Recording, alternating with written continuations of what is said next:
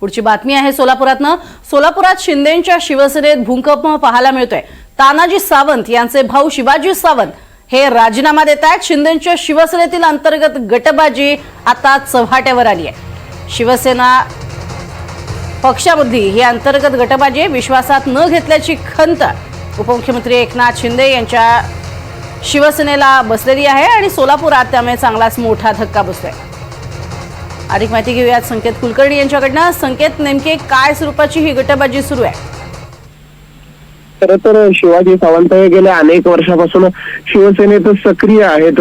महाराष्ट्रातील शिवसेनेच्या बंडाळीनंतर त्यांनी एकनाथ शिंदेसोबत साथ केली, मात्र अलीकडच्या काळात नवीन काही लोकांना शिवसेनेत प्रवेश दिला गेलाय।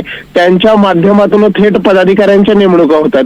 ज्या माढा तालुक्यामध्ये शिवाजी सावंत यांचं राजकारण सारं अवलंबलंय, त्याच तालुक्यातील तालुका प्रमुखांपासून अनेक शाखा प्रमुखांच्या नेमणुका देखील परस्पर केल्या जात आहेत। त्यामुळे जिल्हा संपर्क प्रमुख हे मोठं पद असून देखील त्यांना कुठेही पदाधिकाऱ्यांच्या नेमणुका करता विश्वासात घेतलं गेलं नाही, असा ठपका ठेवत शिवाजी सावंत यांनी राजीनामा दिला। गेल्या 1 वर्षापूर्वी एकनाथ शिंदे यांच्या कार्यक्रम त्यांनी माढ्यामध्ये ठेवला होता, शेतकरी मेळावा ठेवला होता। त्यावेळी सुद्धा ऐनवेळी एकनाथ शिंदे यांनी शिवाजी सावंत यांच्या कार्यक्रमाकडे पाठ फिरवली होती। कदाचित त्यावेळेस पासूनची जी नाराजी होती ती पुढे आलेली आहे। मध्यंतरी अक्कलकोटमध्ये सिद्धाराम म्हेत्रेंना प्रवेश देण्यात आला, त्या काळात देखील पोस्टरवर किंवा इतर अनेक ठिकाणी संपर्क प्रमुख म्हणून कुठेही शिवाजी सावंत यांचा उल्लेख करण्यात आला नव्हता।